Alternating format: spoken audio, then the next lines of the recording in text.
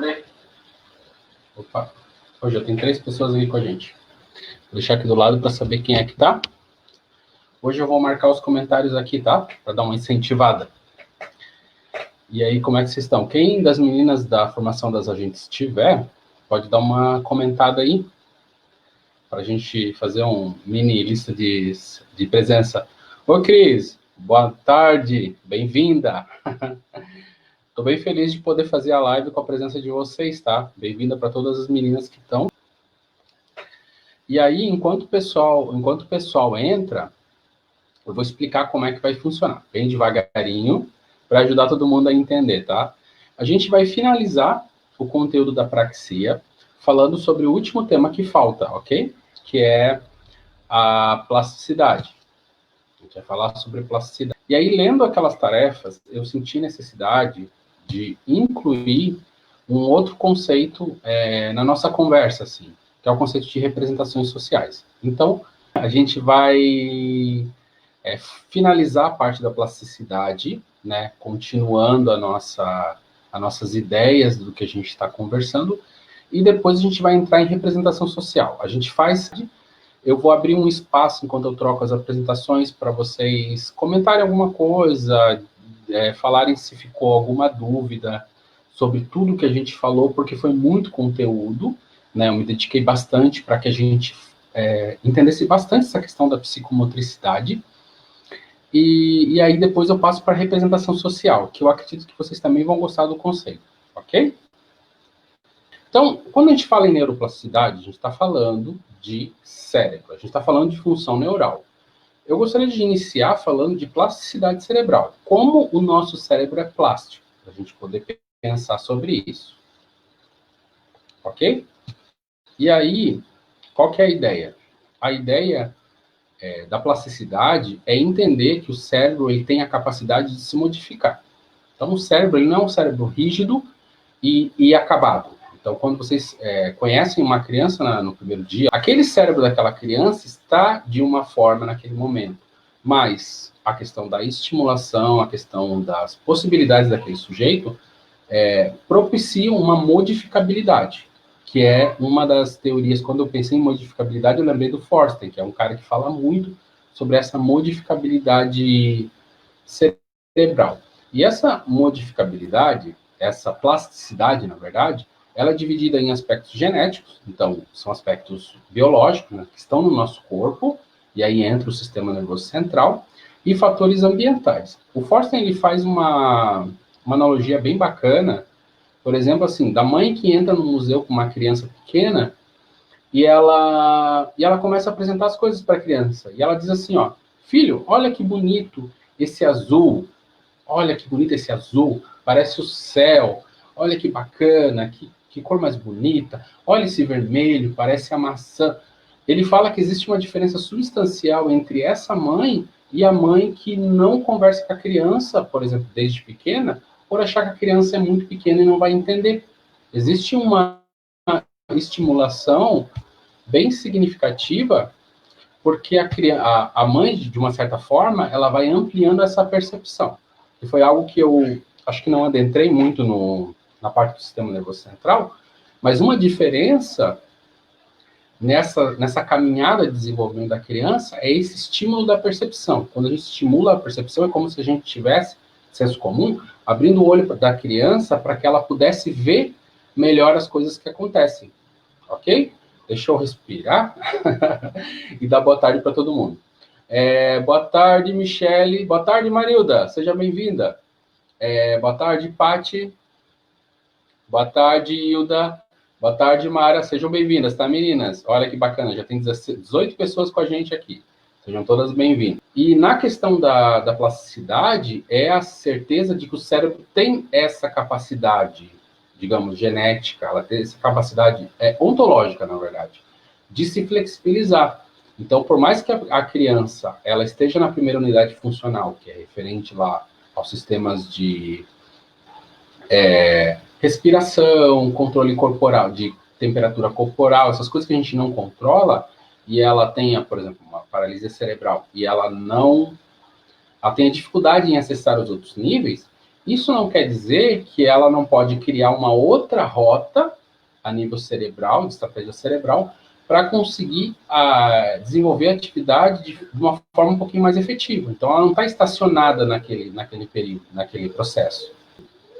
Então, durante esse desenvolvimento, que é um desenvolvimento ontogenético, então a criança ela vai crescendo ao redor do desenvolvimento de corpo, que começa da questão mais essencial ali da questão cerebral, encefálica, e ela vai aumentando, crescendo e também se desenvolvendo para esse ambiente.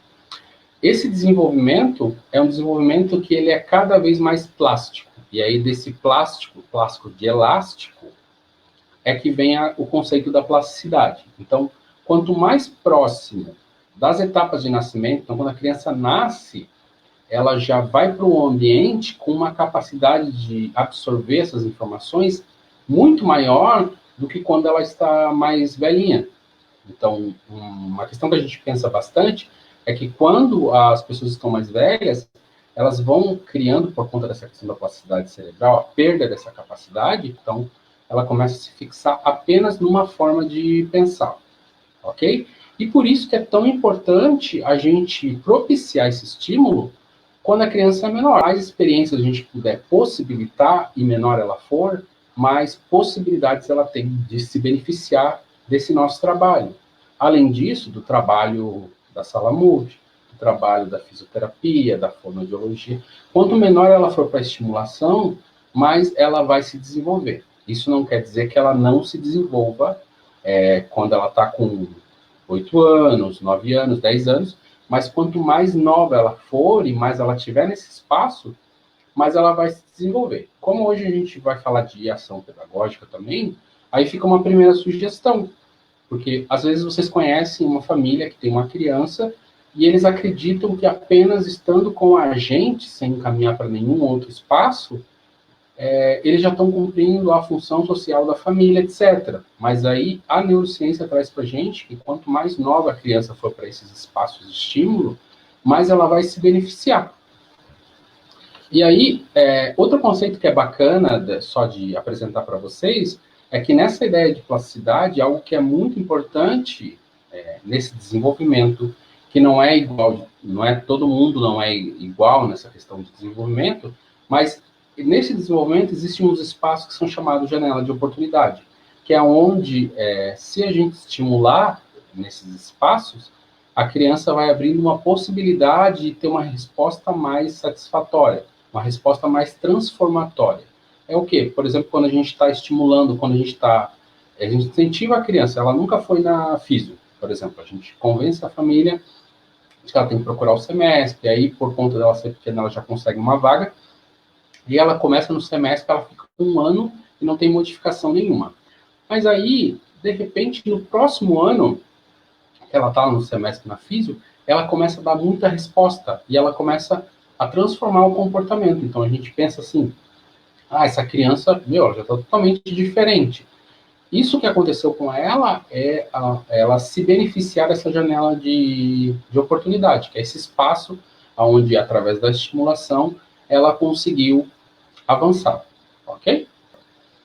E aí, continuando, boa tarde, Grazi, como é que tu estás? Boa tarde, Ângela. Continuando, na infância, a gente trabalha muito com uma ideia de poda neural. O que isso quer dizer? Quer dizer que a criança ela tem uma estrutura na infância, e aí o trabalho principal do cérebro vai ser de criar novas conexões neurais, tá? Que a gente chama de poda neural. Então, cada coisa nova que a criança aprender, ela vai estabelecer uma rota de neurônios para que esse cérebro acesse novas camadas cerebrais. E no caso de uma criança com deficiência, com uma, digamos assim, uma disfunção nesse processo, ela pode encontrar uma nova rota para aprender uma coisa de forma nova, que é muito diferente de ela estar com a gente e a gente fazer as coisas para ela e ela não aprendeu, a gente não saber o que ela faz e o que ela não faz, e ela não ter a possibilidade de aprender essa questão nova. Na adolescência, o que ocorre é esperado que ela já esteja com essas sinapses ou esses caminhos neuronais, e aí a gente está falando de neuroplasticidade, já organizados. E acontece uma coisa um pouquinho diferente, que a gente chama de refinamento sináptico. Então, os sistemas de neurônios que não são usados, os caminhos que não são usados, eles começam a ser cortados. Que deveria ser, o nome deveria ser poda, né? Porque eles começam a ser retirados, né?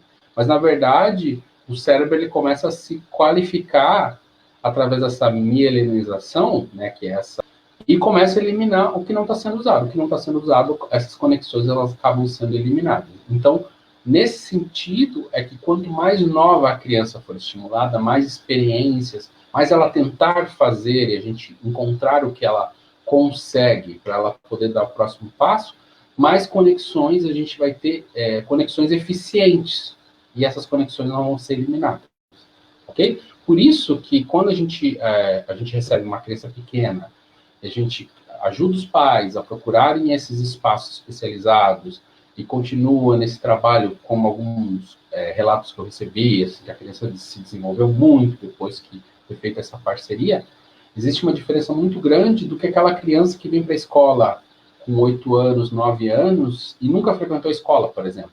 É um autista moderado. Sabe, as dificuldades que a gente tem são muito maiores porque existe uma rigidez de comportamento naquela criança porque ela não vivenciou. E aí vou dar um exemplo, por exemplo, da questão do desenvolvimento da linguagem. Aqui a gente tem uma linha média em meses, né? Então vai de 0 até o 14 ali, aquela linha que parece uma reguinha. E aí a gente tem as janelas de oportunidade, né, de desenvolvimento. Então, por exemplo, a gente vê ali em cima, na segunda palavra ali, a gente tem a linguagem prosódica, ok? Depois dessa linguagem prosódica, que é a linguagem mais melódica, a gente tem o próprio nome. Aí depois do desenvolvimento das vogais, a criança começa a dominar depois ela começa a dominar as consoantes, né, para fazer essa formação silábica. Aí depois ela começa a ter a segmentação, e aí ela começa a ter o domínio de palavras, ela começa a ter a segmentação na pequenas palavras, depois ela começa a segmentar em frases, depois ela começa a perder essa linguagem um pouquinho mais nativa, então ela começa a ter uma linguagem um pouquinho mais social. Então, todos esses espaços, dominância de 1.100 palavras, depois dominância de 1.000 palavras, todos esses aspectos são espaços de desenvolvimento da linguagem, que é muito diferente de uma criança que não esteja num ambiente que faça essa estimulação, que faça essa contra-referência de linguagem com ela, que ela fale uma coisa e a mãe fique, você quis dizer mamãe, você quis dizer papai, o nome disso é isso, o nome disso é bala, o nome disso é mesa. Então, se é uma família que não faz essa estimulação, a criança acaba tendo alguma perda. De qualquer forma, se a criança tiver uma alteração, ela vai apresentar uma dificuldade, nesse desenvolvimento, e aí, nos primeiros anos de vida, a família já vai encaminhar para uma fono para identificar o que está acontecendo. Vou dar outro exemplo, que é a maturação, um outro exemplo para fechar, para linkar isso com as 3 unidades funcionais, que é a maturação dos processos visuais, ok? Então, por exemplo, a gente vê uma informação, né? Essa informação, ela vai através do nervo óptico, ela vai aqui para a parte central, né? Essa parte da formação reticulada aqui, tálamo e hipotálamo, e aí depois ela vem aqui para a parte occipital, que é a parte que vai se especializando em identificar esses traços visuais. Primeiramente, as formas, né? A criança, o que ela mais identifica são as formas, e depois ela começa a identificar esses pequenos traços que diferenciam um símbolo do outro. Então, quanto mais ela usar essa parte, mais ela vai especializar aqui atrás. E aí, se ela tem alguma dificuldade, se é a nível cortical secundário, né, final do primário, ela vai ter algum tipo de deficiência, pode ser uma deficiência visual, pode ser uma baixa visão. Depois ela pode ter, se for na própria parte occipital, ela pode ter algum tipo de dislexia mais visual. Então, vai depender desse espaço da lesão para que essa informação não entre e saia de forma perfeita. Vou preparar minha outra apresentação aqui. E vou fazer essa aberturinha aqui para comentar.